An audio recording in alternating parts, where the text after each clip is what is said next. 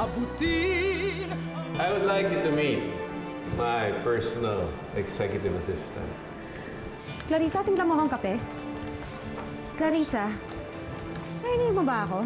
But may I just remind you that this is not your house and I'm not your maid.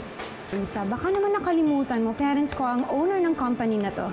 Tunay na trabaho ito. That's something that hindi makakayanan ng utak mo may sakit. Dad! Oh my God! Ano ginawa sa amo ko?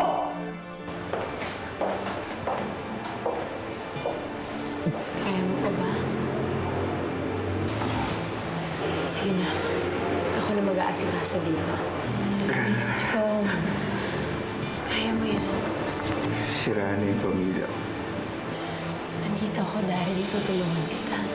Hindi mo ba naiintindihan? Ginagawa niyang lahat ng yan para sa'yo. Ate, matanda na siya. Alam na niya kung ano ang tama at mali. Diyos ko. James, ano nangyari sa'yo? James, ha?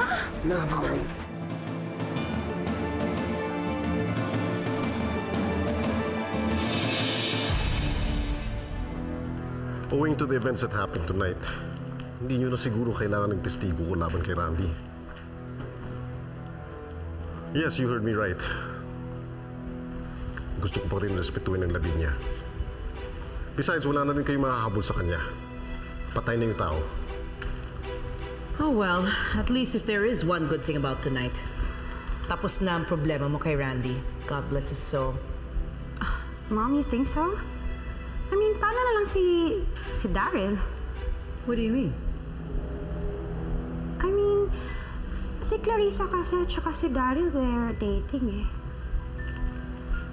Ano sinabi mo? I thought you're treating her like your daughter. Okay, si Clarissa kasi mag-represent ng company natin, right? Imagine na lang yung magiging headline this coming weeks.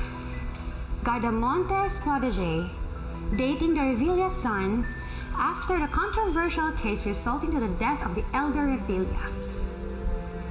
Dapat sabihin niyo sa babaeng yan na huwag nang makipagkita kay Daryl. Ay, teka lang! Itatago niyo siya? Clarissa! Si James ang pinag-uusapan natin!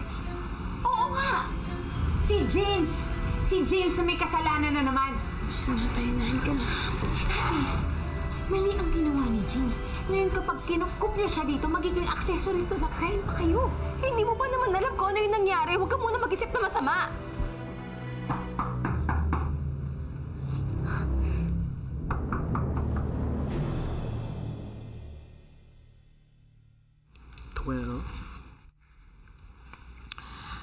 No tool, please, ha? It's so panglamang. Of course. Why not? Kala ko ba patay ang pupuntahan niyo? Yes, but just because I'm going into a wake, that doesn't mean I have to look like one. Oh, very fabulous. Oh. Mom, I thought may gulo sa pagitan ni Daddy and Daddy ni Daryl. Why are we still going to the wake? Because, anak, namatay yung tao, so we have to pay our last respects. In style, of course. Of course. So, tell me, may naiwan pa bang pera kay Daryl? Actually, the family is going through a financial mess na iniwan ni Randy. With the looks of it, Daryl will be left with absolutely nothing. Oh my God. Kawawang Clarissa.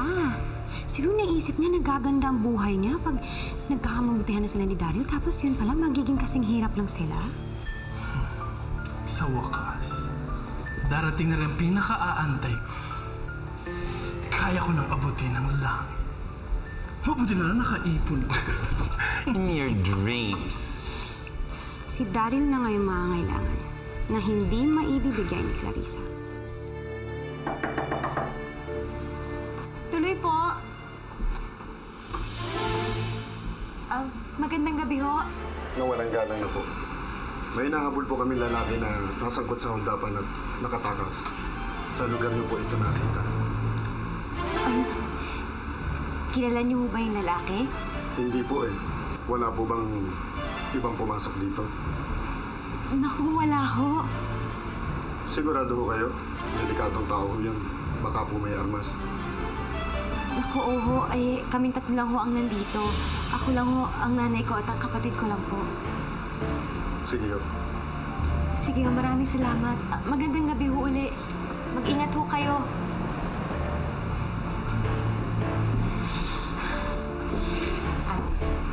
Pinapaalala ko lang sa'yo. Teacher ka, pero nagpatago ka ng kriminal. Clarissa, halos pamilya na natin siya. Anong gusto kong gawin ko? Isuplong ko siya?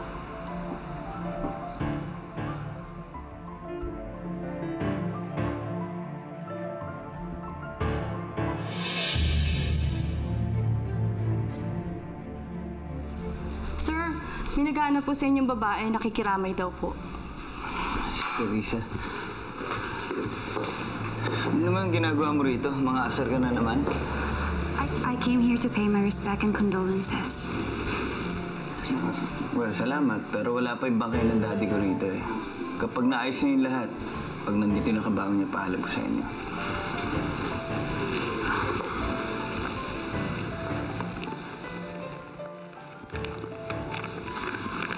Ituring mo itong abuloy, hindi limos. After all, namatayan kayo.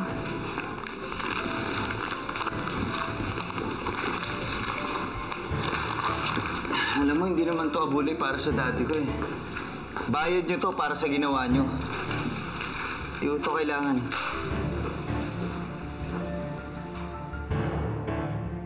Aling Nati, parang awa niyo po. Huwag niyo po tuturo sa pulis, Aling Nati. Huwag niyo sasabihin sa nanay ako papatayin na nanay ko. Alam mo, maswerte ka, umuwi sa probinsya ang nanay mo.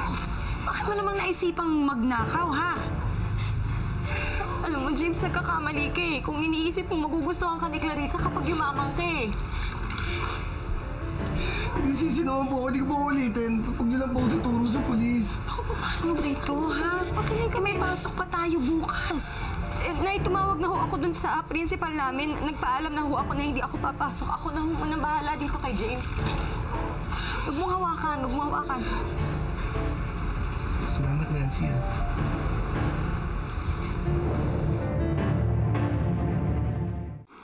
Thank you po sa pagpunta ninyo. Maraming salamat on behalf of Daryl Revilla. Thank you.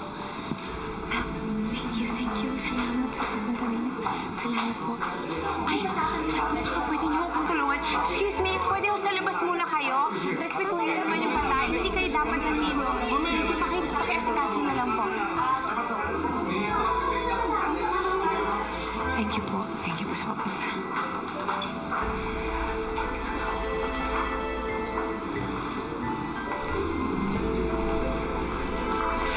Wow, ikaw pa lang po ang abala dito. Bilis mo naman yata mag-assume ng posisyon mo sa mga Revillas.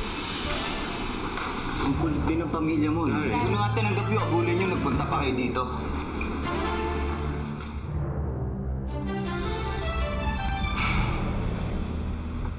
Nancy, si Clarissa ba nandyan?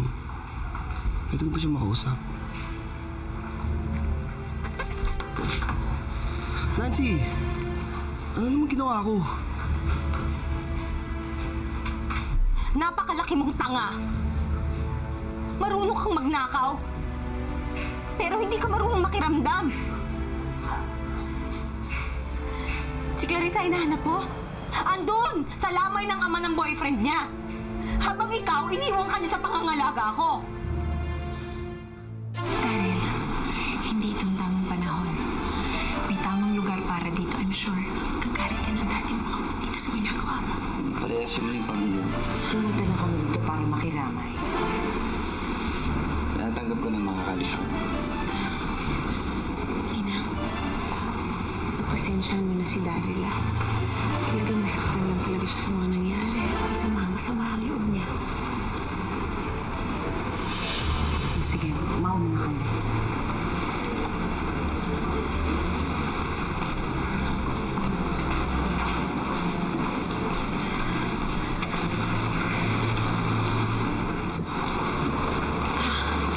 Thank you nga pala sa pagpunta ninyo. Are you looking for Daryl? Are you part of the family? No, I'm just a family friend. Daryl's over there. Thank you. Nancy, hindi naman yun yung ibig ko sabihin eh. Gusto ko na siya makausap. Gusto ko lang mag-sorry.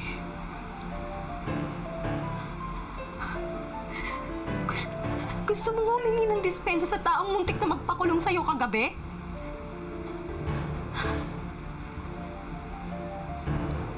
Sige, James. Ipagpatuloy mo yung pagiging tanga mo dahil sa kaibangan mo sa kapatid ko!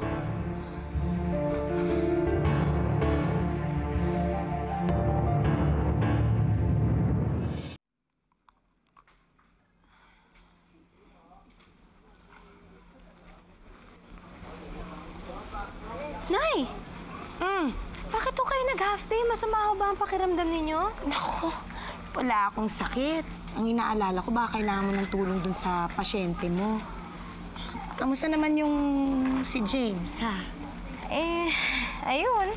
Nabaril na ho't lahat. Napakatigas pa rin ho ng ulo. Tsaka, si Clarissa pa rin ho yung hinahanap. Anak, matanong kita, may gusto ka ba kay James? Hindi naman humahalaga eh. Kung meron akong gusto sa kanya. Kasi si Clarissa naman ang mahal niya. Makakalimutan din niya si Clarissa. Mapapansin ka din niya. Makikita rin niya rin yung kabaitan mo at kagandahan mo, anak.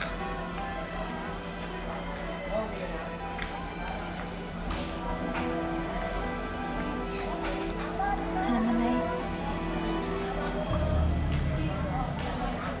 sa laki ng pagmamahal niya kay Clarissa, sa tingin ko, matatagalan pa yung paghintay ko sa kanya.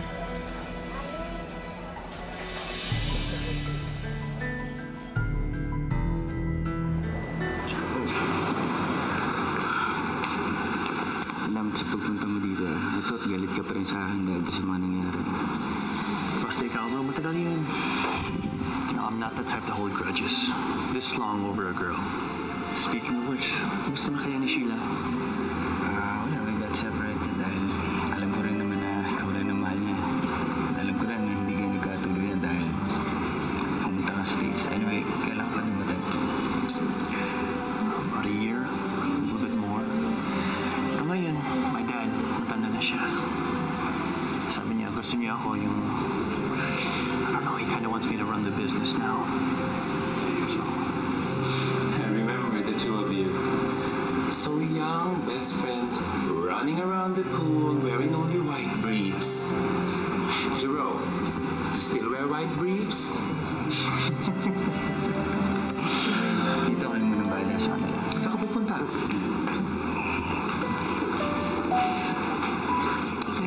Excuse me, Teresa. Thank you, Thank you ulit. Thank you.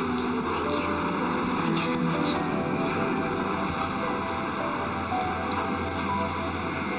Sino yung babae kanina? With the Gardamontes? That's Clarissa. Special friend ni Daryl. Is she Gardamonte?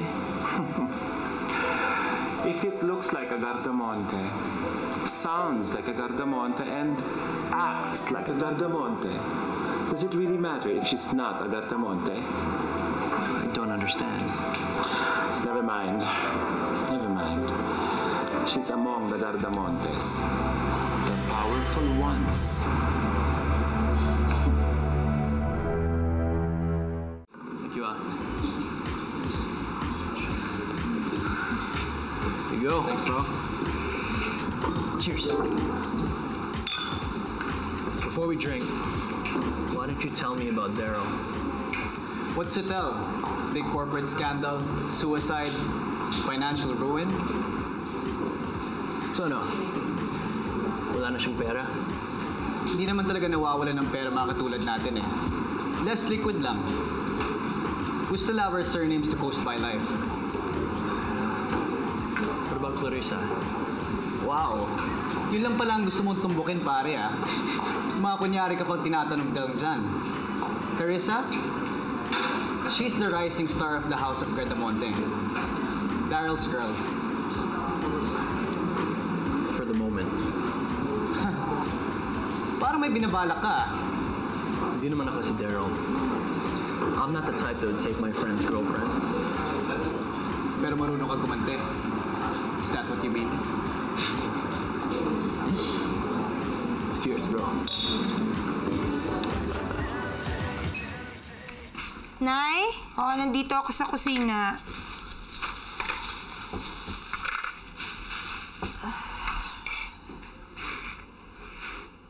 Si James po? Aba, umuwi na sa kanila. Bakit din naman daw pinayagan? Nahihiya na daw siya sa'yo. Tsaka mabuti na rin yun, anak. Kesa naman, nandito siya sa atin. Natatakot na rin ako sa sinasabi ni Clarissa. Baka mamaya mapasama pa tayo sa kaso niya. Nagtatago tayo ng kriminal dito sa bahay. Ay naku, halika na. Pumasok na tayo sa loob. Pagdadalan ko na lang siya ng pagkain mamaya dahil malamang walang iniwan ng pagkain dun si Mary. Tayo na, kumain na tayo. Ako na lang ang magdadala ng pagkain, Nay.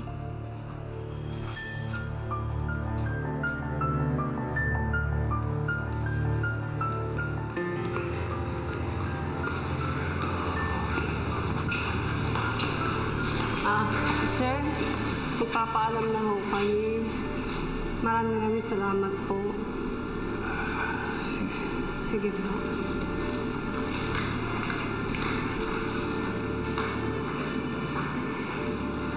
Daryl, baka hinahanap ka na nila doon. Baka kailangan na natin bumalik.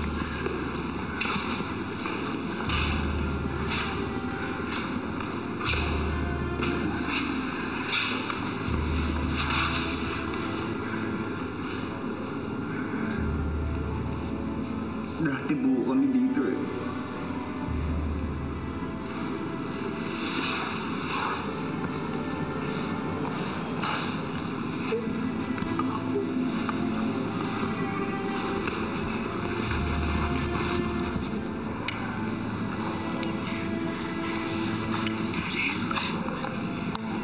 Hindi ka mag-isa.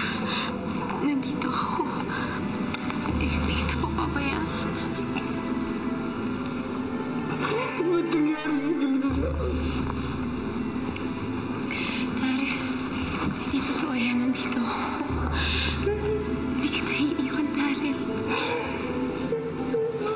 Naiwan ako ng daddy ko.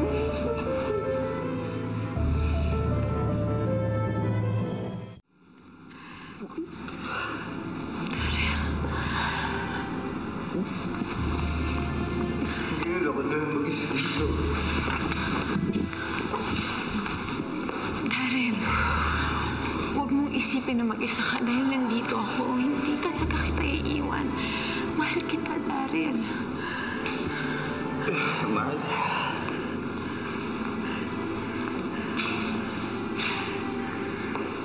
Paano mamahalin?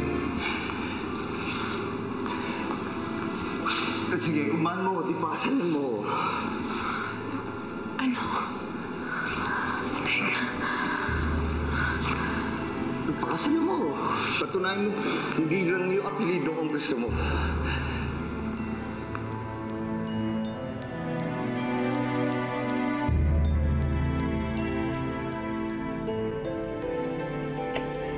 James?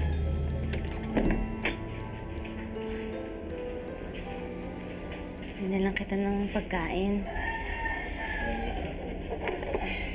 Nakagutom ka na eh.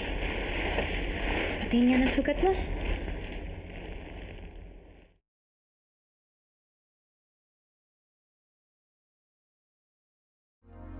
Saan ba nagkamali? Bakit ang puso ko ay mayroong hapdi?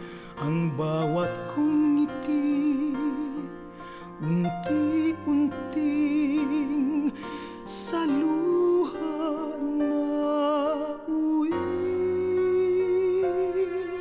Para saan pang tiniis na pasakit kung paglisan mo naman ang kapalit? Kaya kong abutin ang langit, gagawin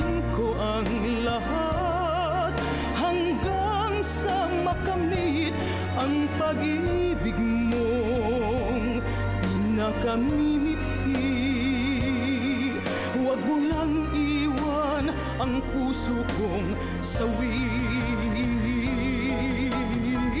Kaya kong abutin ang langit, gagawin ko ang lahat hanggang sa makamit ang pag-ibig mong pinakamimithi.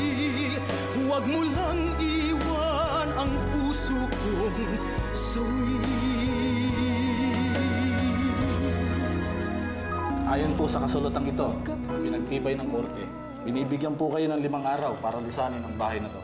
At wala po kayong madadala na kahit na ano sa inyong ari-arian, bukod lang sa suot niyong damit palabas ng bahay na ito. I like you, Daryl. Sobrang daming girls na namahabol sa'yo, parang na-surprise ka pa.